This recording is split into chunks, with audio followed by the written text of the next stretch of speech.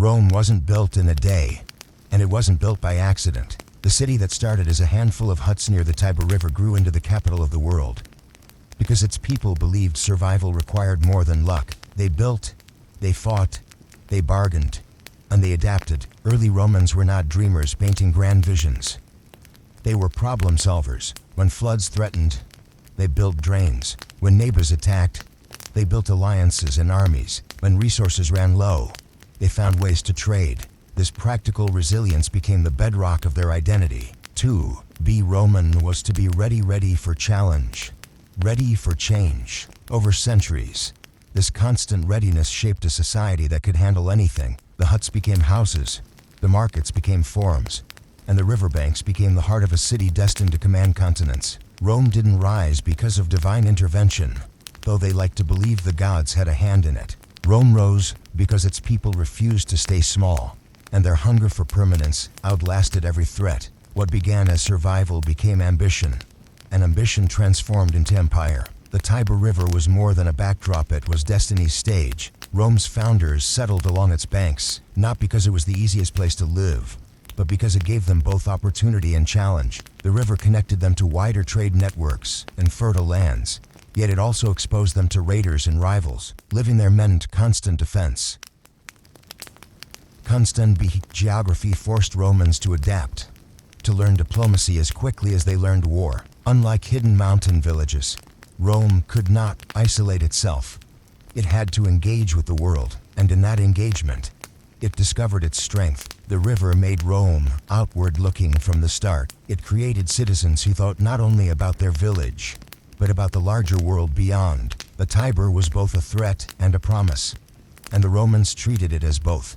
It taught them resilience, but it also whispered of horizons waiting to be claimed. Rome's rise was written in the currents of that river long before its emperors dreamed of conquests. Myth gave Rome a sense of identity larger than life. The story of Romulus and Remus, raised by a she-wolf, wasn't just folklore, it was a manifesto. It told every Roman child that their city was born from survival, from bloodlines touched by the divine, from sacrifice that carved destiny. Romulus killing Remus was not just brother against brother.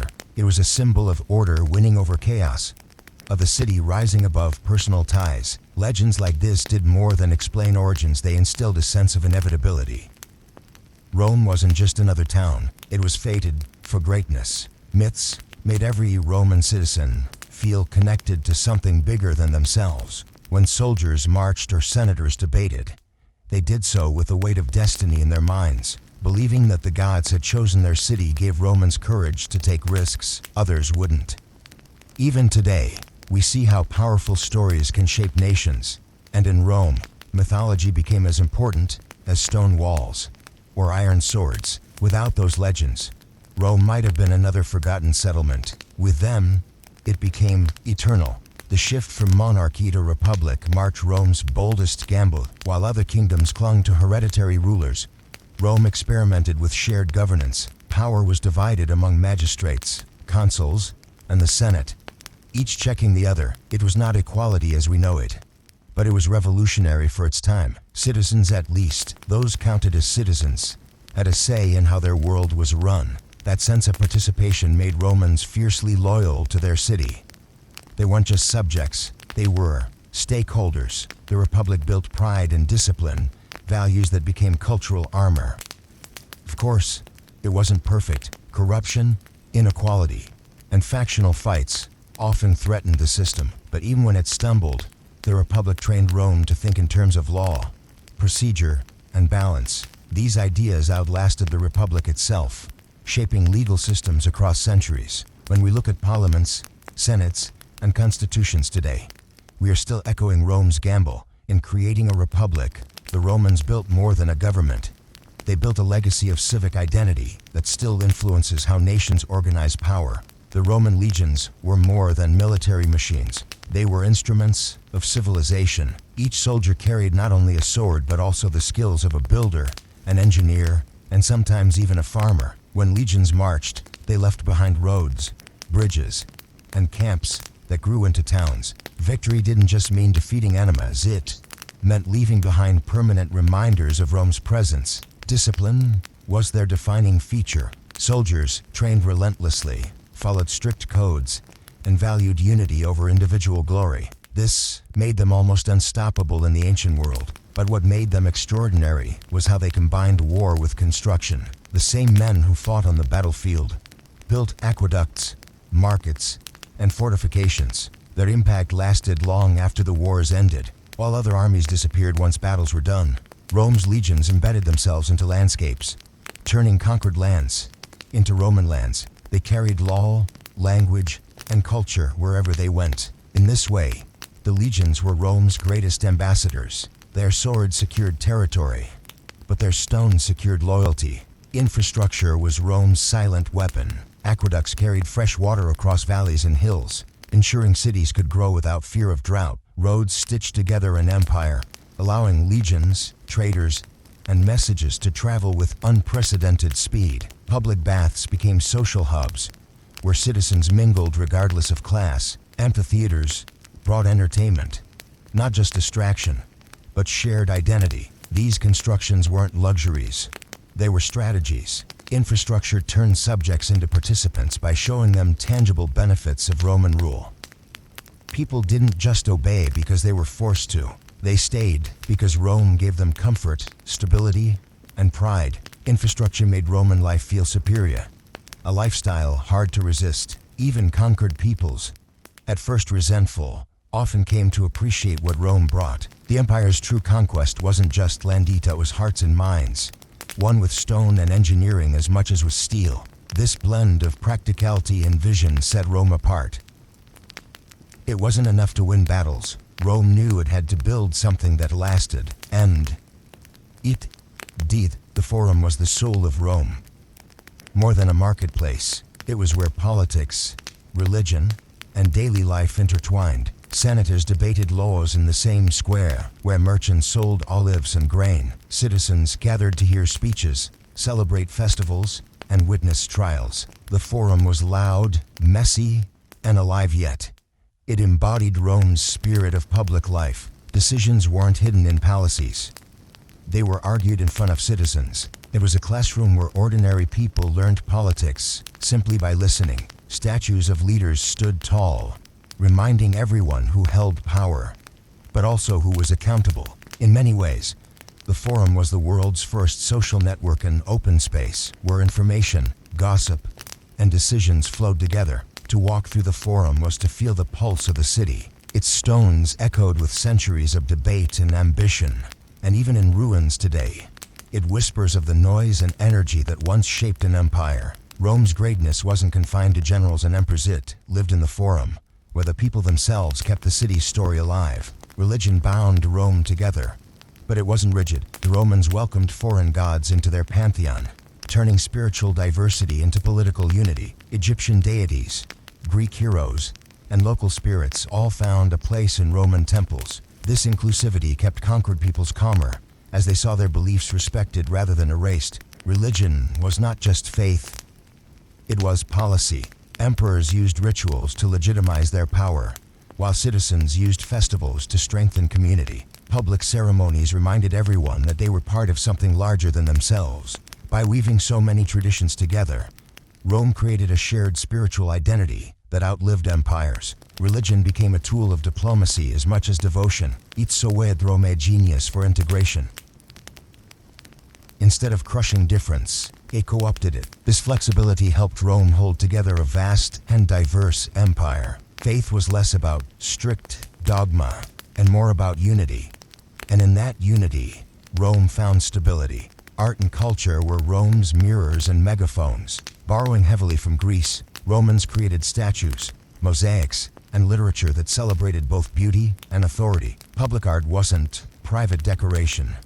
It was civic storytelling. Statues of emperors lined streets, reminding citizens daily who commanded their loyalty. Triumph arches didn't just celebrate victories, they immortalized them. Theater brought comedies and tragedies that entertained, but also reinforced cultural values. Even architecture itself was propaganda. Massive structures like the Colosseum or the Pantheon weren't only marvels of engineering, they were messages in stone, telling the world that Rome was eternal, unshakable, divine. Culture served as Rome's soft power. It charmed, persuaded, and reminded subjects that they were part of something monumental. Where armies enforce power, art reinforced identity. It blended beauty with authority, leaving impressions more permanent than conquest alone. In this, Rome proved that empires are not only won with armies, but with imagination. Persistence was Rome's secret ingredient. Unlike empires that flared brightly and vanished, Rome endured because it adapted. Every defeat became a lesson, every rival a source of ideas. Rome didn't see borrowing as weakness, it saw it as survival. When the Gauls sacked the city, Rome rebuilt stronger. When Carthage challenged them, Rome adjusted tactics until victory was inevitable. Adaptation was their default response to crisis. This ability to absorb shock and grow from it kept Rome alive while others fell. It wasn't just military strength or wealth that made Rome eternal, it was its resilience. Persistence carried them through centuries of change, until Rome became less a city and more an idea. That order, law, and civilization could outlast chaos, and that idea still lives today, in our languages, our laws, and our cities. Rome's greatness wasn't a moment, it was momentum. The geography of Rome explains so much about its destiny. Located at the crossroads of the Italian peninsula, Rome was close enough to the Mediterranean to access trade and distant enough from the sea to avoid constant pirate raids. The surrounding hills provided natural defenses, and the fertile plains allowed for agriculture to flourish. This balance between safety and opportunity created conditions where the city could grow steadily. Rome's founders didn't have to choose between isolation and exposure. God boat, the hills became lookout points, the river a channel for expansion, and the plains a food basket. Geographer, in short, gave Rome options. Those options became opportunities, and opportunities became empire. Few cities have had such luck in their placement, and fewer still exploited it as well as the Romans did. Trade became the first bloodstream of Rome. Long before armies marched across Europe, merchants carried goods through Roman markets. Salt, grain, and olive oil filled early stoles, while pottery and textiles arrived from neighbors. Rome's openness to trade made it cosmopolitan even in its infancy. Every marketplace was a classroom, teaching Romans about foreign customs, languages, and ideas. This constant exchange expanded horizons. When other towns looked inward, Rome looked outward. Trade wasn't just about goods, it was about identity.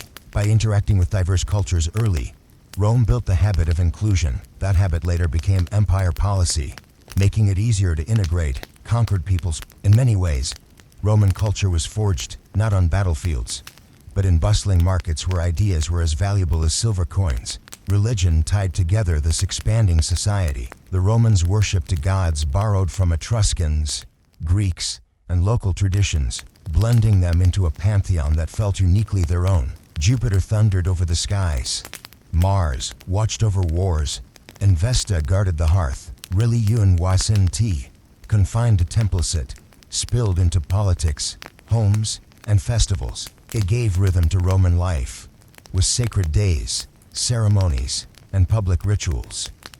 Importantly, it legitimized leaders. To defy the Senate might be political rebellion, but to defy the gods was cosmic treason. Leaders understood this power. By presenting themselves as favored by the divine, they gained authority. Religion thus became not only faith, but also governance. Rome's gods weren't just spiritual, they were practical, binding citizens under shared belief while welcoming new deities as the empire expanded. This flexibility made Rome's faith less rigid and more inclusive, strengthening unity across diverse peoples. The early republic sharpened Rome's political identity. After rejecting kings, Romans built a system where power was distributed across different offices and assemblies. The Senate became a stabilizing force, guiding policies with experience. Magistrates executed laws, while tribunes defended the rights of the common people. This balance prevented absolute power, at least in theory, and gave citizens a voice. It was messy, full of corruption and disputes, but it created a culture where politics was a shared duty. Roman citizens prided themselves on civic responsibility. To serve the state was the highest honor, whether through military service, debate, or public office. This spirit of civic participation forged discipline and loyalty. The Republic wasn't perfect, but it was revolutionary, planting seeds of governance that still grow today. When modern nations talk about senates, checks, and representation, they echo Rome's experiment. The Roman family mirrored the Republic's structure, hierarchical yet communal. At the head was the pater familias, the male leader who controlled property, decisions, and often even the lives of household members. But within this structure, everyone had a role. Women managed households, children were trained for future duties, and slaves contributed labor. This system created stability. The household was not just private space, it was the building block of Rome itself. Discipline learned at home became discipline applied to the army and senate. Respect for authority, shared responsibility, and the value of loyalty were taught in daily life. The family was Rome in miniature, and by making each household a unit of order, Rome multiplied stability across society. Critics might see it as rigid, but for the Romans, it worked. It gave structure to a growing city where chaos was always a threat. Education, though not universal, reinforced Rome's values. Boys learned rhetoric, law, and history to prepare for public life. Girls were taught household management, but often absorbed philosophy and literature as well. The stories they studied weren't neutral, they were lessons. Tales of heroic ancestors, victories, and sacrifices filled young minds with a sense of duty. To know Roman history was to know what was expected of you. Literacy spread slowly but surely, and education became another way to weave Roman identity. Even soldiers in distant provinces knew enough to understand laws and follow commands. Education was not just learning, it was indoctrination into Roman values of discipline, loyalty, and pride. This cultural training meant that whether you were a senator in the forum or a soldier on the frontier, you shared the same foundation. Art and architecture carried Rome's identity into stone and color. Early on, Romans borrowed heavily from Greek art, but they adapted it to suit their practicality. Sculpture celebrated leaders, not as gods, but as humans with authority. Buildings prioritized function alongside granite. Roads, bridges, and aqueducts were works of art in their precision, but they also served practical needs. Architecture was propaganda made permanent. Temples reminded citizens of divine favor. Forums symbolized political power, and amphitheaters showcased cultural unity. The beauty of Roman art lay not only in its detail, but in its purpose. It was not for private display, it was for public life, shaping how people saw their leaders, their gods, and themselves. Law became Rome's invisible empire, codified in the 12 tables and expanded over centuries. Roman law governed property, crime, and rights with precision. It was not always fair, but it was consistent, and that consistency built trust. Laws applied across territories, turning conquered peoples into citizens with clear rules. Roman law outlived the empire itself, influencing legal systems across Europe and beyond. The principle that no one was above the law, Lysianthieros revolutionary. For many subject peoples, Rome brought not only roads and aqueducts, but also a legal system that provided order where chaos once ruled. Law made Rome predictable, and predictability made it powerful. It turned empire into system, not just domination. The Roman army, disciplined and organized, embodied the empire's ideals. Soldiers were not mercenaries, they were citizens serving the state. Training was relentless, focusing on unity and discipline over personal bravery. Formations like the testudo, where soldiers locked shields into a protective shell, showed Rome's emphasis on collective strength. Victories came not from lone heroes but from coordinated strategy. Service in the army brought rewards, land, money, and honor, but also spread Roman culture. Soldiers carried language, customs, and laws across frontiers, embedding Rome wherever they marched. The army was empire on the move, spreading identity as much as authority. At heats as earth, Rome was about endurance. Cities rose and fell across the ancient world, but Rome persisted because it combined ambition with flexibility. It absorbed, it borrowed, it rebuilt. Every setback became a lesson, every rival a source of new ideas. Rome refused to be static, and that refusal made it eternal. By blending strength with adaptability, it created a culture that still echoes today. When we walk modern streets, governed by laws, lined with arches and arenas, We are walking in Rome's shadow. The city that built the world never truly fell it, simply transformed into the foundations of the modern age. Roman expansion wasn't simply about sending armies across distant lands. It was about embedding identity wherever they went. Rome had an unusual genius.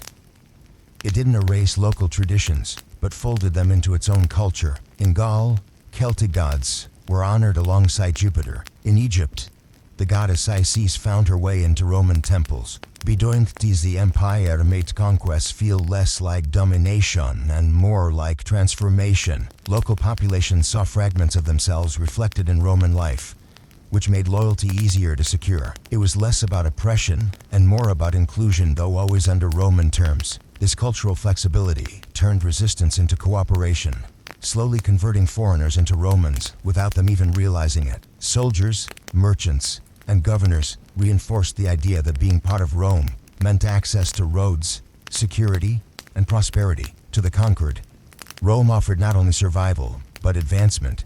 The strategy worked so well that generations later, many provinces proudly called themselves Roman rather than separate.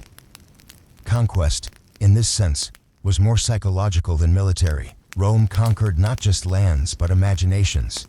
And once people believed Rome was their future, the empire became unshakable. That genius for assimilation was its most powerful weapon. Trade was the bloodstream that kept this vast body alive. Long before legions reached Britain or Syria, merchants were connecting the empire through networks of exchange. Egyptian grain fed the masses of the capital.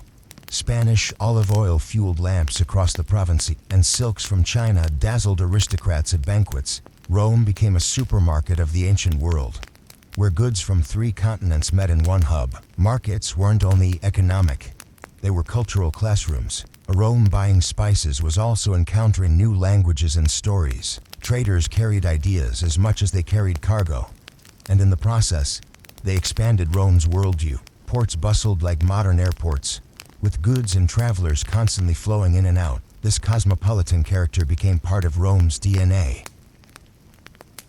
Trade also served politics. Provinces saw prosperity under Roman rule and realized loyalty meant stability. By guaranteeing safe roads and guarded seas, Rome turned commerce into a tool of empire. It wasn't just a sword that kept provinces in line.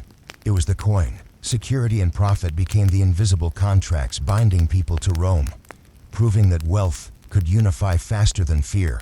Entertainment was Rome's emotional glue. Citizens craved spectacle, and emperors gave it in abundance. Chariot races at the Circus Maximus drew crowds of hundreds of thousands, their cheers shaking the ground. Gladiatorial contests filled the Colosseum with drama, though they were less about gore than about power and prestige. These events weren't random diversions.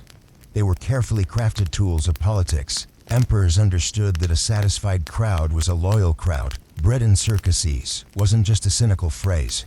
It was an actual policy of governance. By providing food distributions and grand games, rulers distracted citizens from economic struggles or political instability. Beyond manipulation, though, these spectacles created identity. People of all classes sat side by side, cheering for the same teams or heroes, briefly forgetting their differences. The games made them feel part of something greater, the collective energy of Rome itself. Entertainment reinforced belonging, reminding citizens that no matter their rank, they were Romans first. For the empire, unity built on joy was as useful as unity built on fear. Spectacle became strategy, and in that strategy, Rome discovered how to rule hearts as well as territories. Language was Rome's quiet conqueror. Latin didn't arrive with soldiers' swords. It seeped into daily life through administration, law, and education. Officials wrote decrees in Latin, merchants recorded transactions, and teachers drilled children in its grammar.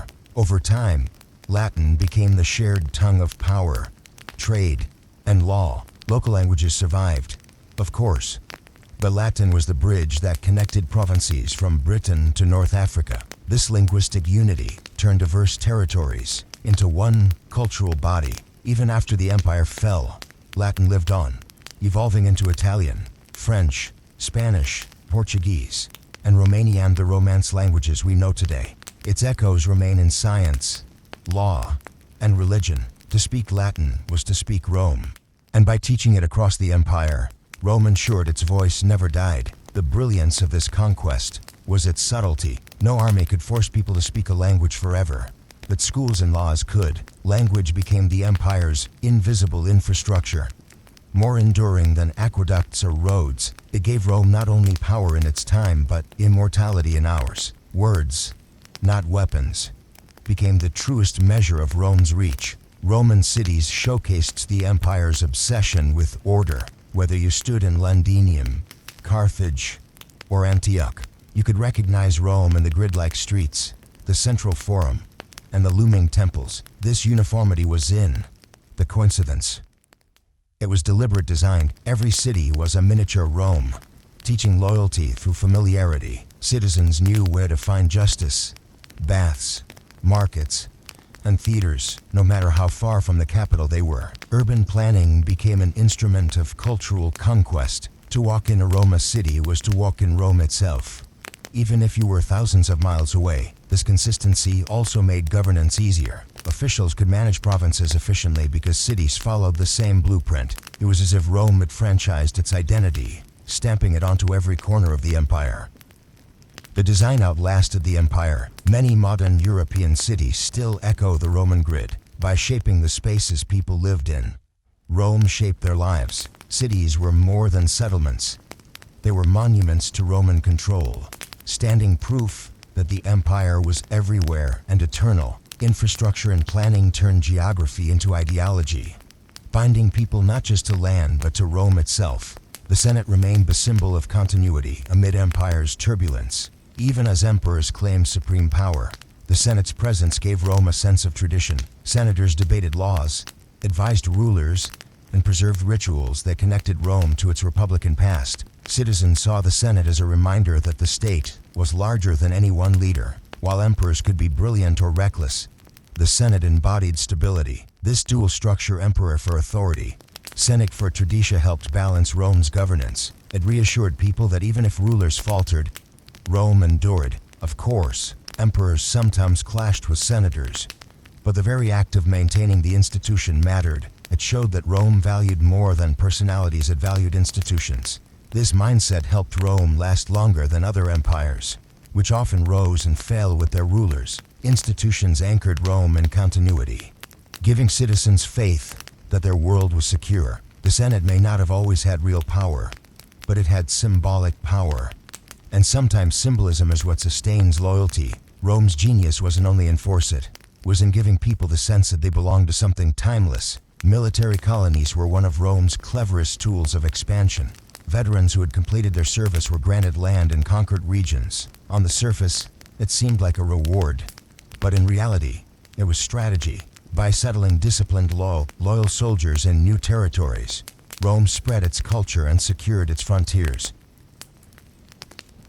These colonies were seeds of stability. They built roads, markets, and temples, teaching local populations Roman customs. Over time, the line between conqueror and local blurred, turning once hostile lands into proud Roman provinces. Colonization wasn't about banners or forts, it was about families. Veterans raised children who grew up Roman in culture, even if far from the capital. Provinces that might have been rebellious became loyal outposts, tied to Rome not just by chains of command, but by bloodlines and homes. It was empire through integration, not just occupation. Few empires mastered this balance of force and settlement, but Rome made it art. Colonies proved that conquest could be permanent when it was rooted in communities rather than camps. Philosophy gave Rome intellectual depth, borrowing heavily from Greece.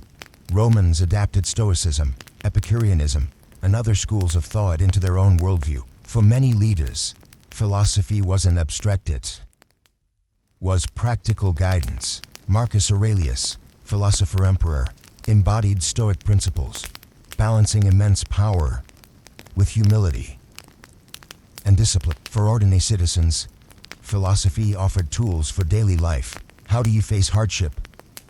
How do you live honorably? How do you accept fate without fear? These weren't distant questions, they were everyday concerns. And philosophy gave answers. By embracing philosophy, Rome showed that empire wasn't only about roads and armies, it was about wisdom.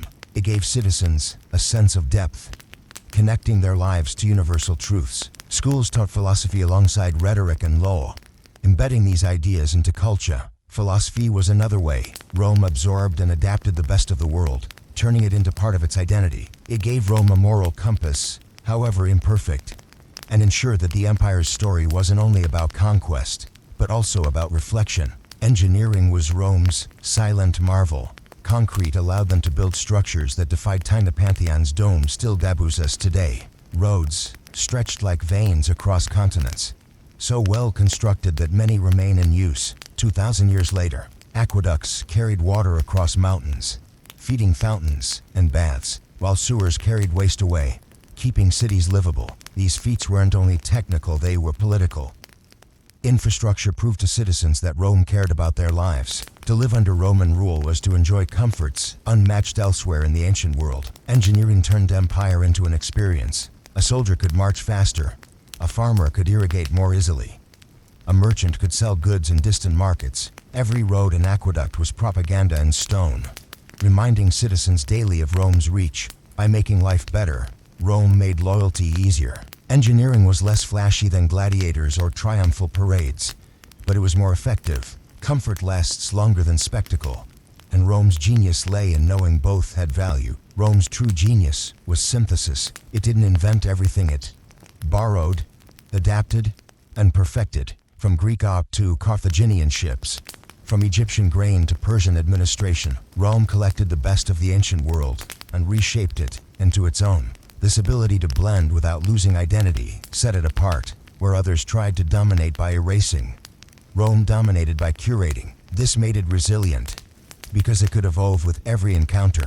By the time it reached its peak, Rome was less a single culture and more a tapestry of the world's greatest ideas. Its people were proud, not only because they ruled, but because they belonged to something vast and adaptable. That adaptability is why Rome lasted so long, and why its influence still lingers. When we walk through cities with grids, speak languages rooted in Latin, or live under laws echoing Roman codes, we are walking in Rome's shadow. Rome wasn't just the city that built the world, it was the city that rebuilt the world into itself.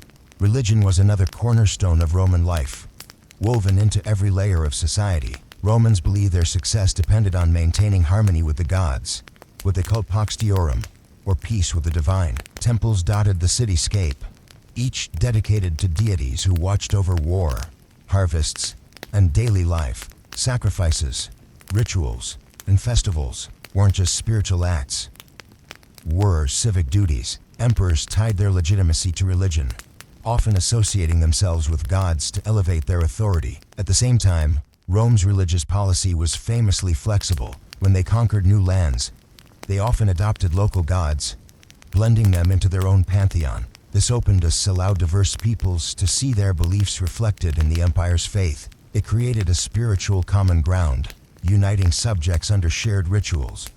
Even if they spoke different languages, religion became a tool of social control, a way to bind people through shared ceremony. Yet, it was also genuine. Romans truly believed their empire endured because of divine favor. The blending of spirituality and politics made Rome's gods not just symbols of faith, but guardians of empire. Through ritual and reverence, Rome reminded everyone that its power wasn't merely human. It was cosmic. Roman roads weren't just infrastructure, they were arteries of empire. All roads lead to Rome wasn't metaphorical, it was a statement of fact. Engineers carved highways across mountains, valleys, and forests, laying stone paths so durable they still exist today. Soldiers could march faster, merchants could trade farther, and officials could communicate swiftly across provinces. Roads created a sense of unity, shrinking vast distances into manageable journeys. A messenger could carry imperial orders from the capital to the edges of Britain or Syria in weeks, not months. For travelers, milestones and way stations made journeys safer and more predictable. These roads symbolized Rome's reach, physical proof of its ability to master nature itself. Beyond utility, they projected authority. Every stone laid was a reminder of Roman presence. Roads carried not just goods and armies, but ideas, cultures, and identities. They stitched together a patchwork of provinces into one fabric. To walk a Roman road was to feel connected to something larger, to sense the invisible thread that tied all citizens to the heart of the empire. Roads weren't just paths, they were Rome itself, stretching endlessly outward. Education in Rome reflected its values. Wealthy families hired private tutors, often Greek, to teach their children literature, philosophy, and rhetoric. Public schools existed too, ensuring that even ordinary citizens could learn to read, write, and calculate. Education wasn't only about knowledge, it was about shaping citizens. Boys were taught the art of public speaking, because in Rome, persuasion was power. The skilled orator could sway crowds, influence politics, and secure fame. Girls, while often excluded from formal schooling, sometimes received private instruction, especially in noble families. Education served as a cultural glue, transmitting Roman ideals from one generation to the next. Lessons in history and law reminded students of their shared identity, binding them to Rome's legacy. At the same time, philosophy offered moral guidance, teaching how to live with discipline, courage, and dignity. The result was a society where literacy and debate flourished, fueling both governance and culture. For Rome, education wasn't just preparation for a career, it was preparation for citizenship. In classrooms and forums, Rome taught its children to be Romans first, ensuring that the empire's values endured even when borders shifted. Roman law was perhaps its greatest export. While soldiers won battles, it was law that kept peace long after the fighting stopped. The 12 Tables, Rome's earliest legal code, laid the foundation for principles still recognizable today: contracts, property rights, and due process. As the empire expanded, law became the common language binding diverse peoples. It created predictability in commerce, justice in disputes, and accountability in governance. Courts allowed provincials to appeal to Roman standards, ensuring fairness beyond local traditions. This legal system gave citizens confidence in their rights, and even non-citizens often sought Roman legal protection. Over centuries, Roman law evolved into an intricate, rational system studied by scholars across Europe. Long after the empire collapsed, its legal ideas lived on, shaping modern Western law. In many ways, law outlasted legions. It was Rome's most enduring conquest. Invisible, yet unbreakable. More than aqueducts or amphitheaters, it was the law that carried Rome into eternity. For the empire, justice wasn't just governance, it was identity. By codifying order, Rome ensured its spirit would never truly fall. Public baths might sound like luxuries, but in Rome, they were essential. These sprawling complexes weren't just for bathing, they were community centers. Citizens gathered to exercise, socialize, and even conduct business. Warm pools, cold plunges, and steam rooms offered relaxation, while libraries and gardens provided spaces for thought and conversation. Baths embodied Rome's belief in civic life, that health and leisure were public goods, not private privileges. They also demonstrated engineering brilliance, with aqueducts delivering water and furnaces heating the floors. For a modest fee, anyone, rich or poor, could enjoy them, making baths a symbol of equality in a society often divided by class. Politicians understood their importance too, funding grand bathhouses as acts of generosity and propaganda. The citizen leaving the baths felt cleaner, healthier, and more Roman. In these spaces, the empire's diversity came together, bound by shared rituals of cleanliness and relaxation. Baths weren't just hygiene. They were culture, proof that Rome valued community as much as conquest. They taught that empire wasn't only about power, it was also about belonging. Agriculture remained Rome's backbone. Despite its grandeur, the empire's survival depended on grain fields more than palaces. Vast estates, worked by slaves and tenant farmers, produced wheat, olives, and grapes that fed the empire. Egypt's fertile Nile Delta became Rome's breadbasket, shipping grain to the capital to keep its population satisfied. To ensure supply, Rome developed storage systems and fleets of grain ships, making food security a priority. Farmers, though often overlooked, were the silent engines of empire. Their labor sustained armies, fueled trade, and kept cities alive. Agriculture also influenced culture. Festivals celebrated harvests, and gods like Ceres symbolized fertility and abundance. By controlling food distribution, emperors maintained political stability. After all, Hungry citizens were restless citizens. Grain doles to the poor weren't just charity.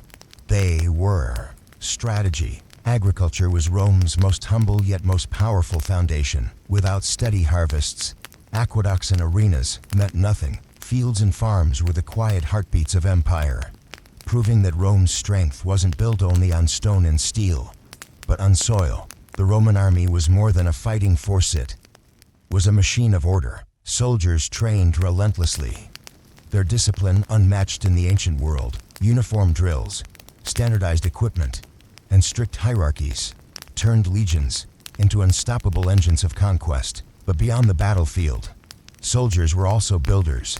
They constructed roads, bridges, and forts, leaving infrastructure that benefited civilians as much as the military. Service in the army was also a path to citizenship for non-Romans, tying loyalty to opportunity. For 20 years of service, a soldier could retire with land, wealth, and status. This incentive system created legions fiercely devoted to Rome's survival. The army wasn't just an institution of war, it was an institution of society. Its veterans became colonists, its camps became towns, and its discipline became Rome's identity. To understand Rome's power, you need to understand its legions. They weren't just fighting men, they were Rome's greatest ambassadors, spreading not only swords but culture. The army embodied the empire's order.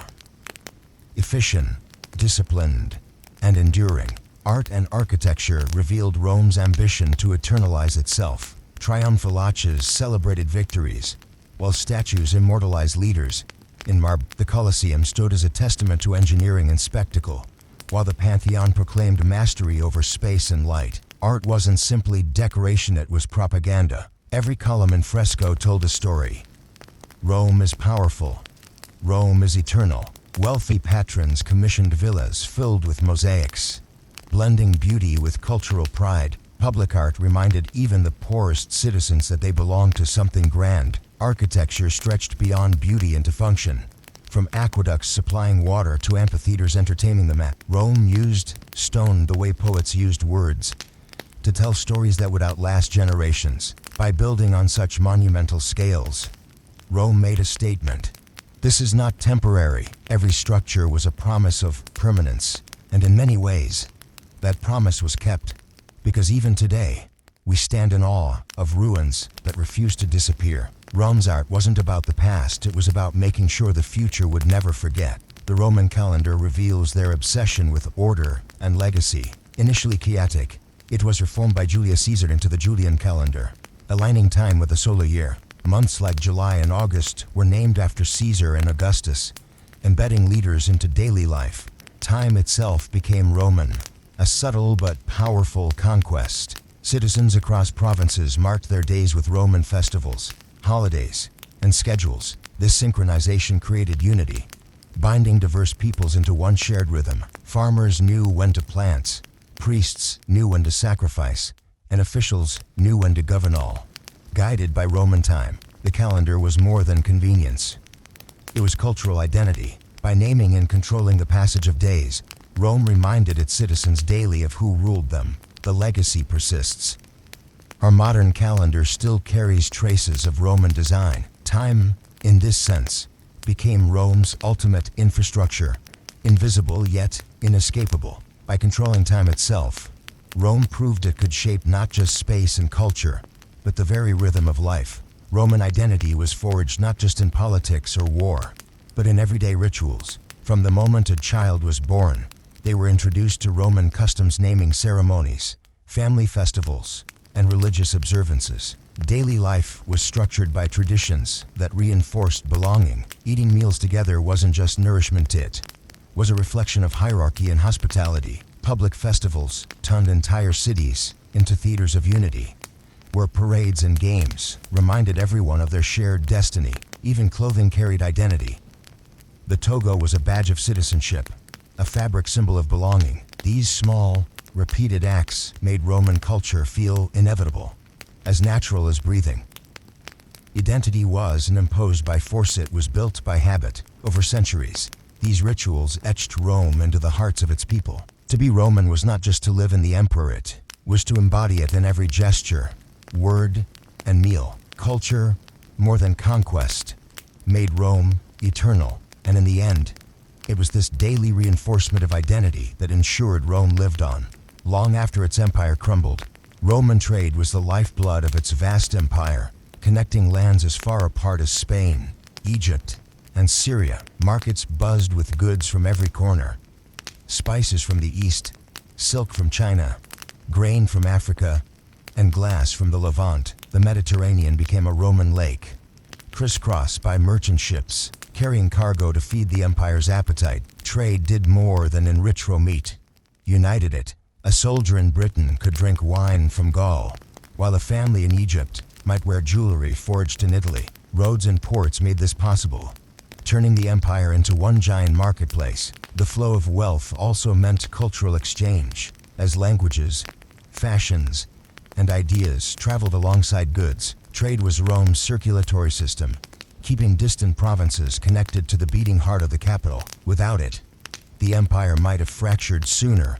Roman entertainment revealed both power and paradox. The Colosseum hosted games that dazzled the masses, with gladiators fighting, wild beasts unleashed, and dramatic reenactments of famous battles. These spectacles were political theater, meant to distract citizens from hardships, while reminding them of Rome's might. Admission was free, funded by emperors seeking popularity. Crowds of thousands roared in unison, bound together by shared excitement. Yet entertainment wasn't limited to blood and sand. Plays, poetry readings, and chariot races also entertained the people. The Circus Maximus, with its thunderous chariots, could rival any stadium today. Entertainment, whether brutal or artistic, became a form of control. By keeping the people amused, Rome kept them loyal. The phrase "bread and circuses" captured this reality.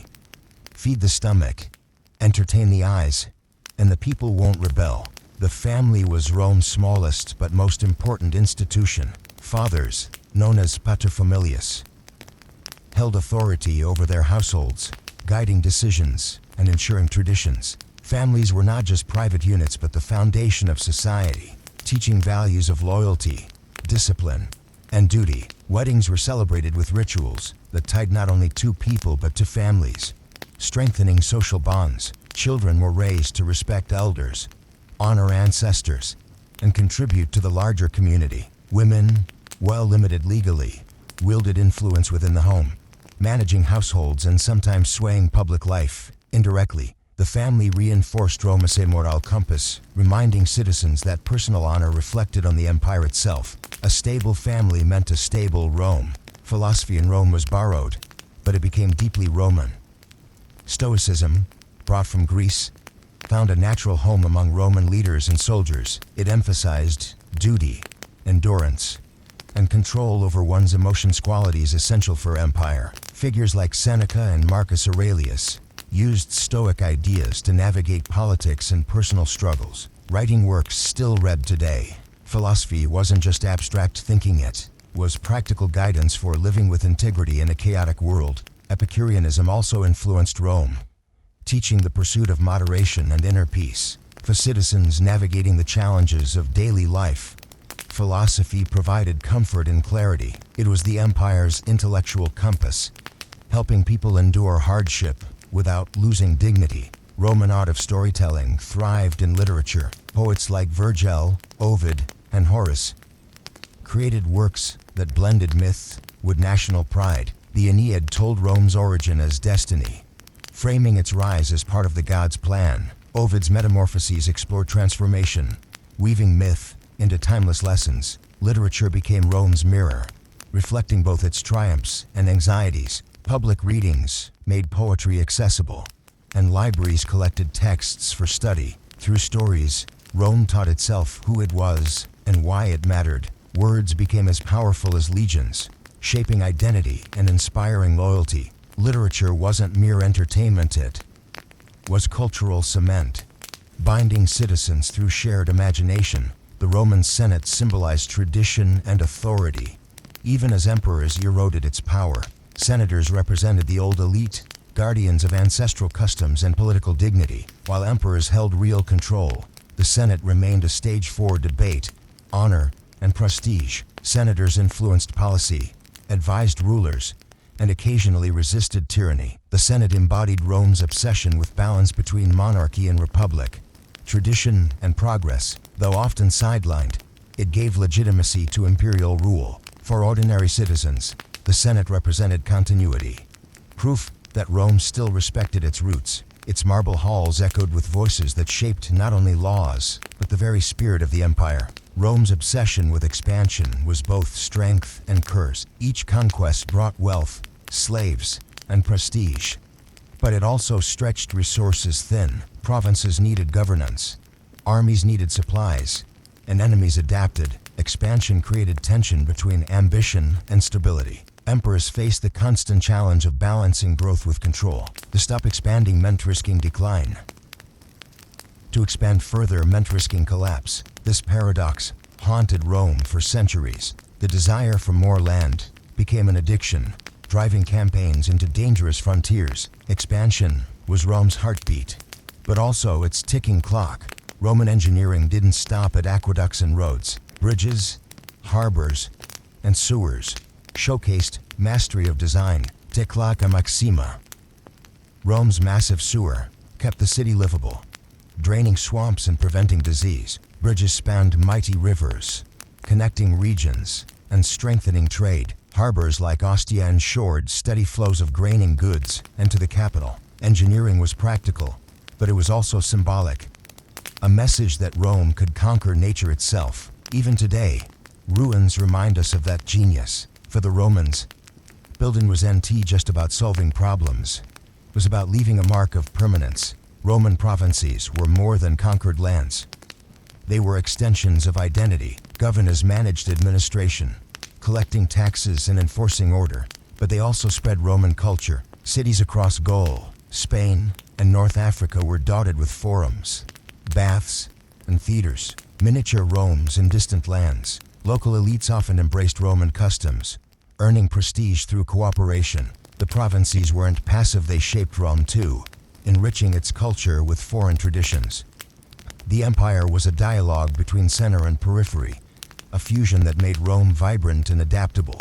The legacy of Roman citizenship cannot be overstated. Initially exclusive, it gradually expanded to include conquered peoples, culminating in Emperor Catacallus' decree granting citizenship to nearly all free inhabitants. Citizenship brought legal rights, protections, and pride. It transformed identity, allowing diverse peoples to see themselves as Romans, not just subjects. This inclusivity strengthened loyalty and stability. Citizenship was Rome's most brilliant invention, not just a political tool, but a cultural embrace. By making outsiders insiders, Rome turned enemies into allies and strangers into citizens. It was empire as community, a vision that helped it endure for centuries. Roman religion wasn't just a matter of faith. It was the pulse that kept Rome's heart beating, from tiny shrines tucked into kitchens to massive temples dominating the skyline. Religion was a constant presence. Citizens believed success, whether in farming, politics, or battle, depended on keeping the gods happy. That meant festivals, sacrifices, and rituals woven into every stage of life. Even the calendar was packed with religious holidays, some solemn and others wild, like Saturnalia, where normal rules flipped upside down. But it wasn't only about devotion. Politicians and emperors leaned on religion to boost their authority, promising temples for victories or presenting themselves as divinely chosen. Priests were political figures. Omens influenced battle plans, and emperors were often declared gods themselves. To keep rituals wasn't they just irreverent? It was reckless in Roman eyes. Offending the gods invited disaster, whether famine, plague, or military defeat. For Rome, religion was insurance, politics, and identity all rolled into one. Education in Rome carried more weight than just learning set, was preparation for life. As a Roman citizen, boys studied rhetoric, history, and law, often under the guidance of Greek tutors, because Greek culture still carried prestige. Learning to argue persuasively wasn't just a classroom. Exercise it was training for politics, where a single speech could change destinies. Girls, while often educated at home, also learned reading and household management, especially in wealthy families. Education was about more than facts. It was about character, discipline, and molding loyal citizens who could serve the state. To be eloquent, logical, and grounded in tradition was the mark of a leader. Roman education built the foundation for senators, generals, and administrators who would run the vast empire. It was a system that didn't just create individuals, but nurtured citizens who embodied Roman values. Festivals were Rome's way of loosening the empire's belt, letting citizens breathe between wars, laws, and the daily grind. Streets filled with color, laughter, and music. Public games honored the gods, but they also entertained the masses, reminding people of their shared culture. At Saturnalia, roles reversed, with slaves and masters celebrating together in symbolic equality. During triumphs, generals paraded through the city, their victories transformed into public memory. Festivals blurred the line between religion and politics, mixing piety with spectacle. For ordinary Romans, these moments offered joy and belonging, proving life wasn't only about discipline and duty. They strengthened loyalty to the empire, turning ritual into celebration and celebration into unity. Agriculture was the empire's lifeline, the quiet force behind Rome's power. Grain fields in Egypt and North Africa fed the hungry cities, while olives and grapes produced oil and wine traded across the Mediterranean. Massive estates worked by slaves dominated the landscape, but small farmers still played their role. Rome's survival depended on steady grain shipments. Any disruption could spark unrest. Politicians understood this well, using the grain dole, free food for citizens, to maintain peace.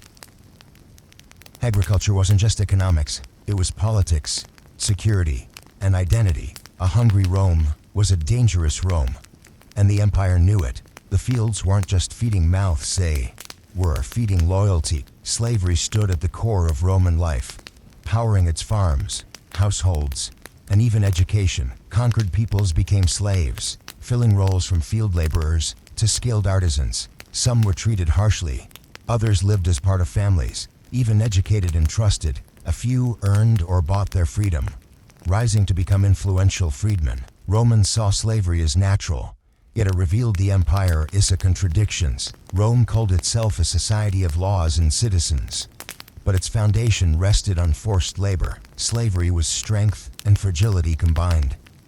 It made expansion possible, but it also carried the seeds of unrest.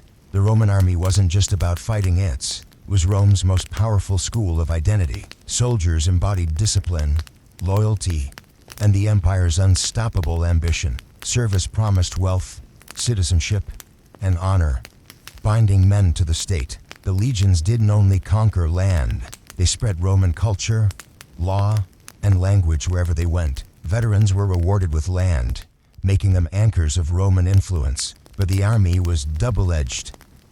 Its loyalty could shift from the Senate to ambitious generals, sparking civil wars. Rome's greatness marched with its legions, but so did the empire's most dangerous rivalries. Roman art was a mirror of ambition, reflecting both grandeur and intimacy. Busts captured leaders with striking realism, while mosaics and frescoes decorated homes with myth, history, and everyday life. Public monuments, triumphal arches, and reliefs turned victories into stone and memory. Art was propaganda, beauty, and storytelling combined. It was a way for emperors to shape legacy and for families to showcase status. Roman art borrowed from Greece but added its own flair, focusing on realism and power. Today, those works tell us not just about style, but about the empire so proud, ambitious, and determined to leave a mark. Roman medicine mixed innovation with superstition. Doctors studied wounds and developed tools still recognizable today. Yet charms and prayers often accompanied treatments. Aqueducts, baths, and sewers were practical contributions to public health, keeping cities cleaner than many medieval towns centuries later. Military campaigns forced doctors to advance trauma care, while herbal remedies treated everyday ailments. Rome didn't fully understand germs, but it understood the need for clean water and sanitation. Medicine was about keeping armies strong, cities stable, and citizens productive. It reflected Rome's balance between faith and science, always searching for solutions. Fashion in Rome spoke louder than words. The toga wasn't just clothing, it was citizenship stitched into fabric. Everyday tunics served workers and soldiers, but elites flaunted dyed garments, jewelry, and fine fabrics as symbols of wealth. Hairstyles followed imperial trends, with emperors and empresses setting the tone for society. Women expressed individuality with dresses, pins, and cosmetics, blending elegance with tradition. Soldiers wore uniforms that emphasized unity and discipline. In Rome, fashion was identity, signaling not just who you were, but where you stood in the social order. Clothing was a language, and Romans were fluent in its meanings. The calendar itself became Roman. Julius Caesar's reform gave us a Julian calendar, a system so effective it echoes in today's modern version. For Romans, time wasn't abstracted. Structured harvests, festivals, political assemblies, and religious duties. By standardizing time across provinces, Rome imposed order on chaos, uniting far-flung territories under one rhythm. Days honored gods, marked victories, or guided agriculture. The calendar wasn't only about tracking time, it was about control. By defining how time was measured, Rome extended its authority beyond land and law. Even the passing of days became a reflection of empire. Roman engineering was one of the empire's proudest achievements, combining functionality with ambition. Aqueducts stretched 4 miles across valleys, mountains, and plains, bringing clean water into cities that held hundreds of thousands of people. These stone marvels weren't just practical, they were symbols of power, reminders that Rome could bend nature to its will. Roads crisscrossed the empire, layered with stone and gravel so durable that many survive today. Bridges spanned rivers once thought impassable, linking territories under one system. Amphitheaters and baths weren't luxuries, they were testaments to Rome's identity, showing citizens that they lived at the center of something bigger than themselves. Roman engineering created permanence. Each arch, road, and aqueduct said, "Rome is eternal." The Roman road network remains one of the most enduring legacies of the empire. Built with precision and durability, these roads weren't only paths for armies, they were lifelines for communication, trade, and governance. Constructed with multiple layers of stone, gravel, and sand, they were designed to withstand time, weather, and endless use. Milestones marked distances, while official couriers carried messages at remarkable speed. Inns and rest stations allowed travelers, both rich and poor, to cross vast territories safely. Roads turned provinces into neighbors, shrinking the empire into a connected web. The phrase "all roads lead to Rome" wasn't just poetic, it was literal, a reflection of how infrastructure became political control. Rome didn't just conquer with legions, it conquered with stone and planning. Public baths were among the empire's most revolutionary institutions, blending hygiene with social life. To Romans, bathing wasn't only about cleanliness, it was about being part of society. The baths, often monumental complexes, included hot rooms, steam chambers, pools, gardens, and exercise areas. Citizens gathered to talk politics, negotiate business, or simply enjoy leisure. Engineers perfected systems of heated floors and running water, making baths a daily luxury for ordinary people, not just elites. Some baths could accommodate thousands at once, turning them into miniature cities. Here, class distinctions blurred slightly, as senators, merchants, and soldiers bathed under the same roof. The baths symbolized Rome's promise.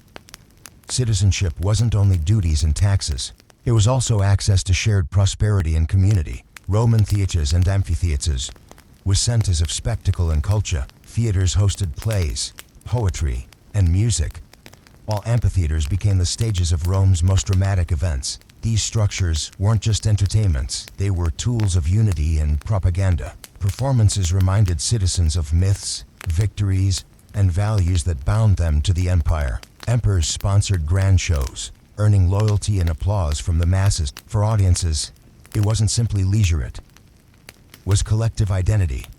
Sitting shoulder to shoulder with fellow Romans and witnessing the empire's greatness reflected on stage. Theaters taught, entertained, and reinforced Rome's sense of destiny. They were classrooms and colosseums rolled into one. Markets in Rome pulsed with life, the daily theater of trade and conversation.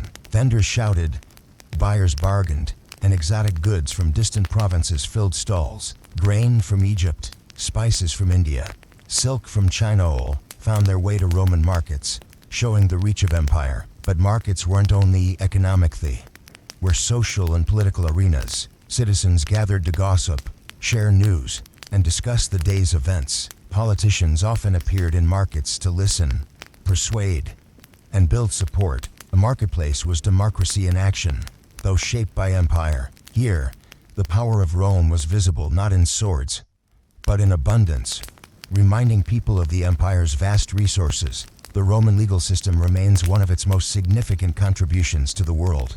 Rooted in the 12 tables and refined over centuries, it created principles that echo in modern law. Ideas like contracts, property rights, and innocent until proven guilty were Roman creations. Law was the invisible architecture of empire, binding diverse provinces into one system. Courts resolved disputes, judges enforced rules, and citizens trusted that justice, even imperfect, was structured. Emperors issued decrees, but law endured beyond individual rulers. This system gave people a sense of security, allowing trade and daily life to flourish. Rome showed that empires don't last on force alone.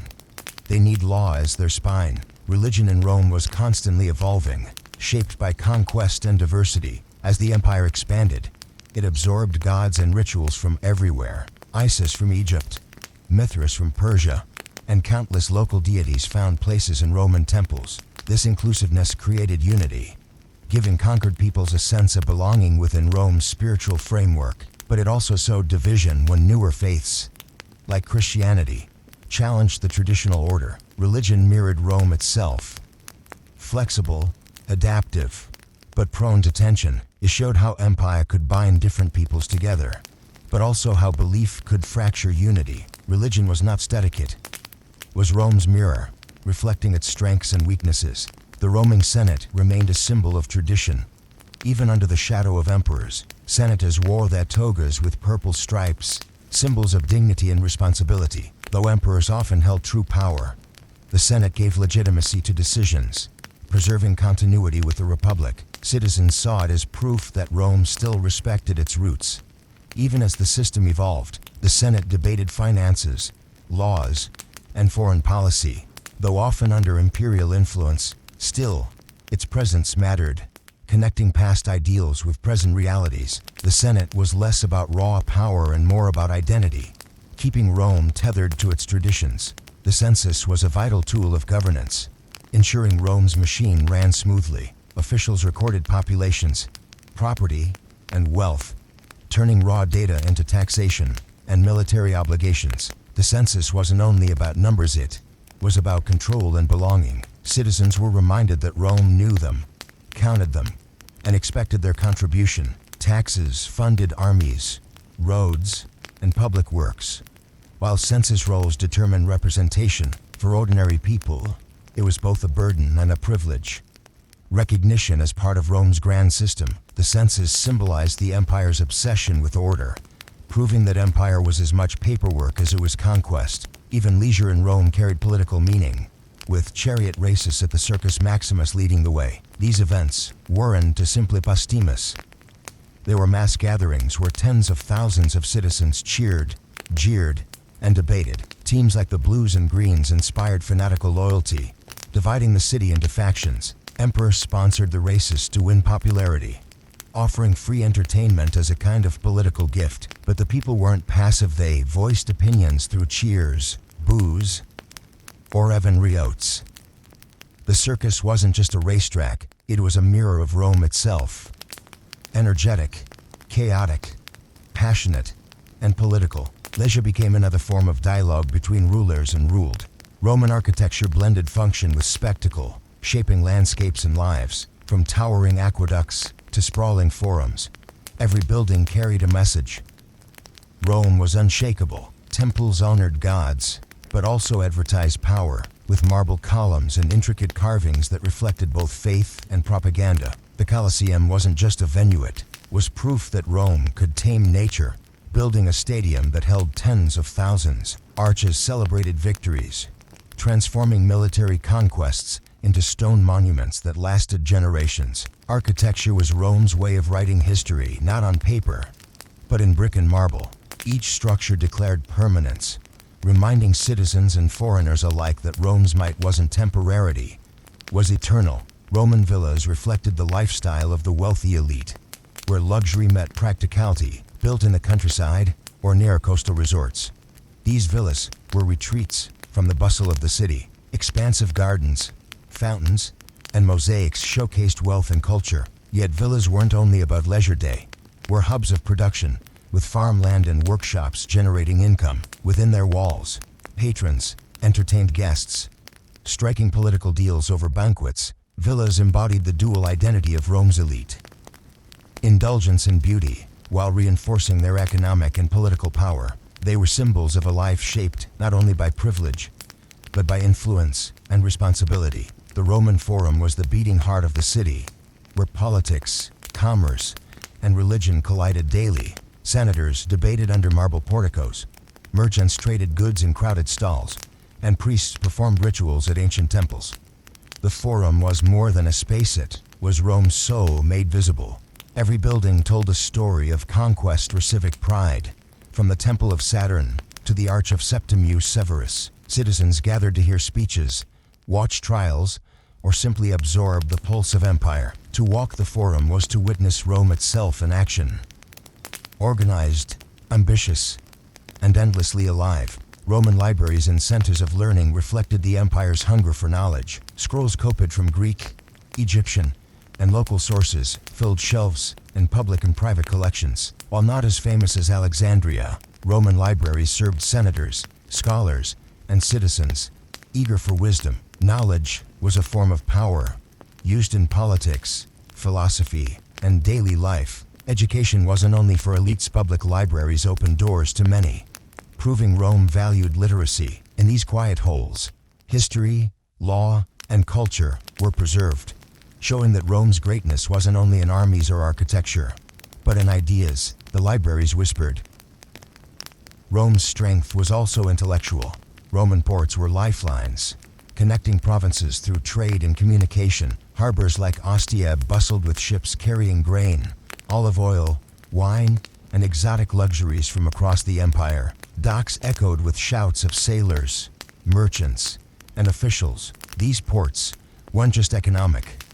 They were political control points, ensuring Rome fed its cities and armies. Customs officers collected taxes, while warehouses stored vast supplies. Ports symbolized how connected the empire had become, with goods and cultures flowing freely. To stand at a Roman port was to glimpse the empire's vast reach, stretching far beyond Italy into every corner of the known world. The Roman military camps, or castra, were models of efficiency, laid out with geometric precision. They included barracks, training grounds, workshops, and even temples. Each camp was a temporary city, ready to move but capable of holding thousands. Soldiers lived, trained, and worked within its walls, creating discipline and unity. The design became so effective that medieval castles and modern bases copied elements of it. Castra wasn't just about what they spread Roman order into newly conquered lands, laying foundations for future towns. A Roman camp symbolized more than strategy. It symbolized civilization pushing its boundaries. Roman citizenship was a prized possession, carrying rights and responsibilities. It granted legal protection, property rights, and the ability to participate in politics. For conquered peoples, earning citizenship was both an incentive and a reward. Soldiers often gained it after service, binding them to Rome. Over time, emperors expanded citizenship widely, uniting diverse cultures under a common identity. Citizenship wasn't only about privilege, it was about loyalty, ensuring subjects saw themselves as Romans, not outsiders. The idea outlasted the empire, influencing modern concepts of belonging and legal rights. Rome proved that identity could be as powerful as armies. Roman coinage was more than currency, it was propaganda in metal. Coins carried portraits of emperors, inscriptions of victories, and symbols of gods, spreading messages into every hand. Money circulated faster than monuments, ensuring even the poorest citizens saw the emperor's face daily. Coins unified the economy, making trade across provinces possible. They also reminded people who ruled them, turning everyday purchases into subtle political reinforcement. For emperors, controlling coinage meant controlling narrative. For citizens, coins were both tool and teacher, silent messengers of Rome's power and stability. Roman gardens blended nature with art, offering peace in a bustling empire. Patrician villas featured manicured landscapes with fountains, statues, and exotic plants. But even ordinary citizens kept small gardens, growing herbs and vegetables. Public parks offered green escapes in crowded cities,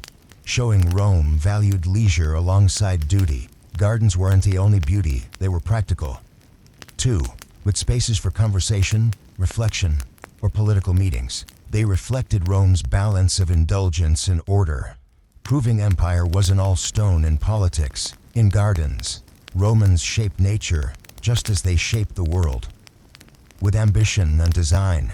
Finally, Roman symbols and rituals of power kept the empire's identity alive, from the eagle standard carried into battle to the laurel wreath crowning victors. Symbols spoke louder than words. Rituals like triumphs transformed military success into civic memory, making empire feel eternal. Even clothing the purple toga reserved for emperors reminded citizens of hierarchy. These symbols weren't random. They were carefully crafted tools of unity and propaganda. Through them, Rome wove identity into daily life, ensuring that citizens felt the empire not just in laws or roads, but in the very images that surrounded them. Roman bridges were feats of engineering that showed how empire thought in centuries, not seasons. Built with stone arches, they carried soldiers, merchants, and caravans across rivers once considered impassable. Bridges like those in Spain, or the famous Ponts Fabricius in Rome, stand as proof of endurance, blending beauty with utility. They weren't just shortcuts, they were symbols of permanence. To cross a Roman bridge was to step into empire's embrace.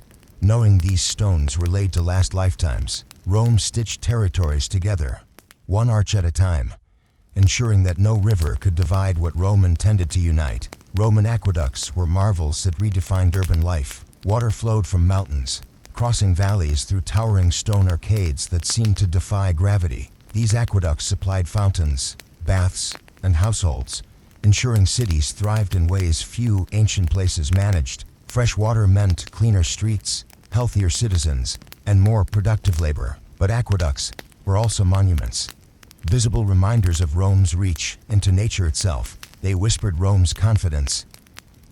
We bend rivers to our will. Even today, remnants of aqueducts inspire AW, reminders that Rome's greatest power wasn't only military, it was the ability to engineer daily life. Roman forums beyond the capital mirrored the grandeur of Rome itself. In cities from Gaul to North Africa, forums rose as centers of politics, trade, and religion. These open squares anchored provincial towns, creating miniature Romes that reinforced loyalty. Citizens gathered to debate, pray, or barter under the shadow of marble columns and arches. Forums weren't just spaces, they were blueprints of empire exported across continents. Each one reminded people far from Italy that they weren't outsiders. They were Romans now, part of a system that valued order, identity, and belonging. Forums were the empire's heartbeat, pulsing even in distant lands. Roman amphitheaters outside Rome carried culture into these structures replicated the Colosseum, smaller but no less symbolic, in towns across Spain, Africa, and Britain. Amphitheaters hosted games and gatherings that bonded locals to Roman identity. They were cultural ambassadors in stone, offering entertainment while reinforcing authority. People didn't just watch spectacles, they absorbed Roman values, myths, and hierarchy. Amphitheaters were classrooms, disguised as arenas, teaching that Rome was grand, enduring, and worthy of loyalty. To sit in the stands was to experience empire. No matter how far you were from its capital, Roman triumphal arches were victory frozen in marble, built to commemorate campaigns and emperors. They lined roads and forums, transforming battles into public memory. Reliefs carved across their surfaces told stories of conquest and glory, visible even to the illiterate. Passing under an arch wasn't just movement, it was a ritual of identity, a reminder that Rome was victorious and eternal. These arches didn't fade with parades, they stayed as permanent propaganda. To walk beneath one was to feel the weight of history pressing down, whispering that Rome's power was not fleeting, it was carved into eternity. Roman law extended even to architecture, setting standards that shaped life. Regulations on building heights, street widths, and fire prevention turned chaos into order. Cities weren't random, they were designed to function, breathe, and endure. Apartment blocks, called insulae, housed ordinary citizens, while villas displayed elite wealth, but both followed rules that balanced safety with efficiency. Law reached into bricks and mortar, proving that Rome's greatness wasn't only about conquest or philosophy, it was about designing environments where millions could live together in relative harmony. Architecture became civic order, written in stone. Roman provinces thrived as extensions of the capital, not mere colonies. Governors administered justice, collected taxes, and built infrastructure that mirrored Rome itself. Local elites were often co-opted, blending regional identity with Roman citizenship. This fusion created resilience, making provinces both diverse and unified. From Britain's cold frontiers to Egypt's fertile Nile, provinces carried Rome's stamp. They weren't only exploited, they became partners in empire, contributing soldiers, grain, and culture. Provinces proved Rome's adaptability, showing that empire could be both centralized and flexible. Rome wasn't only a city, it was a system replicated across continents. Roman frontiers were living lines between order and chaos. Walls, forts, and watchtowers stretched across landscapes, marking where Rome ended and the unknown began. Hadrian's Wall in Britain symbolized this philosophy, a boundary not just of stone, but of mindset. Frontiers weren't simply defense, they were stages of negotiation, where trade, diplomacy, and sometimes conflict defined Rome's limits. Soldiers stationed there carried not only swords but Roman culture, teaching frontier communities to adopt language, customs, and law. The frontier was less a wall and more a filter, shaping how Rome expanded without losing itself. Roman trade routes connected provinces like veins in a living body. Ships sailed the Mediterranean, carrying grain, wine, oil, and silk, while caravans crossed deserts with spices and gems. Markets in Rome overflowed with goods from thousands of miles away. This network made Rome's wealth tangible, visible in markets, villas, and public feasts. Trade wasn't only economics, it was diplomacy, weaving alliances through shared prosperity. The routes weren't just lines on a map, they were threads binding cultures, ensuring the empire's identity stretched far beyond Italy. Commerce was Rome's quiet conquest, turning goods into unity. Roman diplomacy was as sharp as its swords. Ambassadors negotiated with kings, tribes, and provinces, offering citizenship, protection, or trade in exchange for loyalty. Rome rarely ruled by force alone. It knew when to compromise, absorb, or ally. Diplomacy extended the empire without battles, creating networks of obligation. But it was also calculated. Rome gave gifts with strings attached, promises that always favored its power. Diplomacy was Empirus' softer hand, proving that Rome's strength wasn't just in legions, but in persuasion. To be drawn into Rome's orbit, whether by treaty or conquest, was often the same result. You became Roman. Roman education in the provinces blended practicality with identity. Local elites sent their sons to schools where Latin was emphasized, preparing them for roles in law, politics, and trade. Greek tutors were prized for philosophy and rhetoric, while Roman teachers focused on law and history. Girls, though often excluded, sometimes learned literacy at home, especially in wealthier families. Education wasn't only facts, it was citizenship training, creating people who could think, argue, and lead as Romans. Rhetoric was especially important, since persuasion was political power. To speak clearly in courts or assemblies was a pathway to influence. Rome valued eloquence as much as swordsmanship. Learning made empire coherent, spreading shared values from Britain to Syria. Education was a unifying tool, binding distant provinces with the same stories and civic ideals. Agriculture was empire's backbone, extending far beyond Italy into provinces like Egypt and North Africa. These lands became vital bread baskets, producing grain that sustained Rome's swelling population. Farming was more than food, it was politics. Grain shipments kept the city calm, and emperors who failed to feed citizens risked unrest. Vineyards in Gaul and olive groves in Spain diversified the empire's resources, feeding trade networks. Roman farming techniques spread widely. Irrigation, crop rotation, and villa estates shaped provincial landscapes. Agriculture tied provinces to Rome's survival, making distant harvests essential to urban stability. A bad season in Africa could shake confidence in emperors thousands of miles away. For Rome, fields were as strategic as fortresses, feeding both soldiers and civilians. Trade expanded empire's reach, transforming Rome into an ancient hub of globalization. The Mediterranean Sea, dubbed Mare Nostrum, or Our Sea, carried goods from every corner of the known world. From India came spices, silk and gems. From Egypt, grain. From Spain, metals and olive oil. Caravans trudged across deserts, bringing perfumes and incense. Markets in Rome overflowed with goods, dazzling citizens with variety. Trade wasn't simply economic, it was cultural fusion. Religious cults, fashions, and foods traveled with merchants, weaving provinces together. Rome didn't exist in isolation. It was a sponge, absorbing global influences while projecting its own. Commerce created invisible roads of connection, binding communities in prosperity and identity.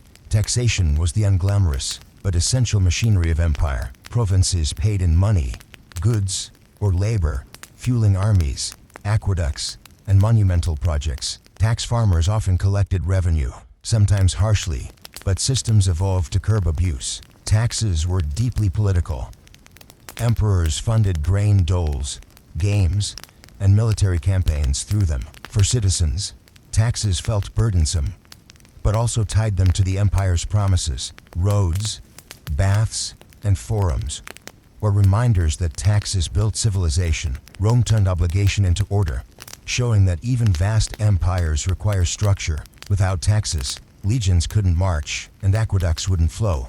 Baths in provinces spread Roman culture as much as hygiene. In cities like Carthage or Trier, massive bath complexes mirrored those in the capital. Heated floors, hot pools, and gathering halls turned bathing into ritual. But beyond cleanliness, baths taught conquered peoples what it meant to be Roman.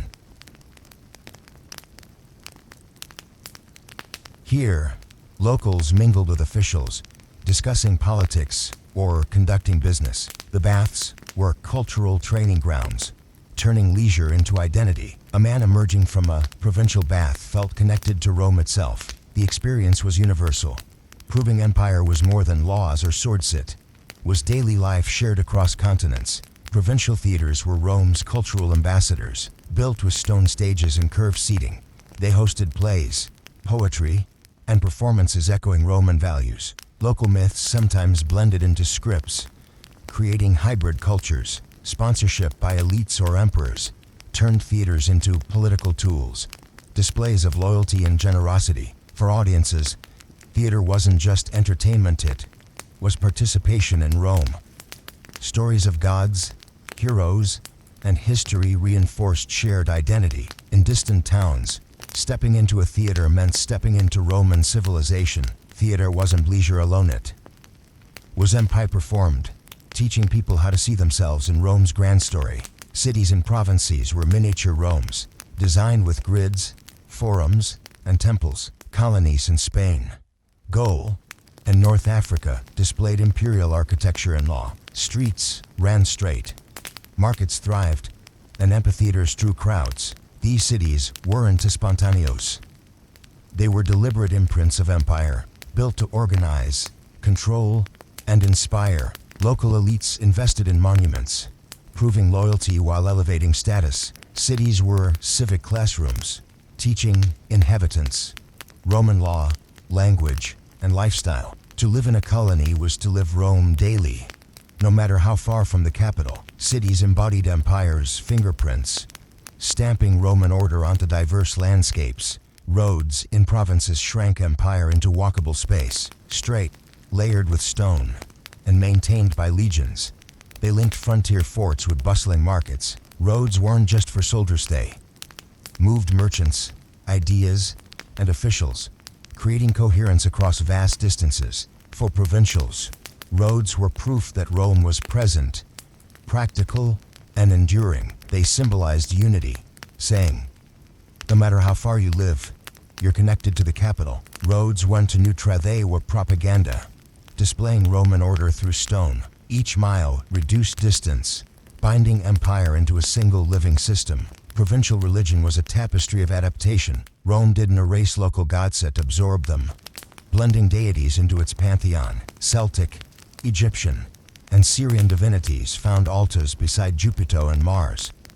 This inclusivity created loyalty, allowing conquered peoples to see themselves reflected in Rome as a sacred life. Rituals mixed and festivals overlapped, forming shared traditions. Religion was both unity and tension, as Christianity eventually challenged Rome's flexibility. Yet for centuries, this fusion bound provinces into spiritual family. Roman religion wasn't rigid, it was a sponge, absorbing diversity while projecting power. Faith became politics, tying gods to empire's survival. Governance in provinces combined firmness with negotiation. Governors enforced law, collected taxes, and maintained order, but they relied heavily on local elites. Rome understood cooperation was more effective than domination. By granting citizenship or privilege, the empire turned potential rebels into allies. This pragmatism stabilized provinces, ensuring loyalty through shared interests.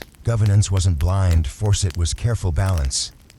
Rome knew empire couldn't rest solely on swords. It needed diplomacy and inclusion. In distant lands, governance meant proving that Rome wasn't only conqueror but partner, binding millions into one vast civic experiment.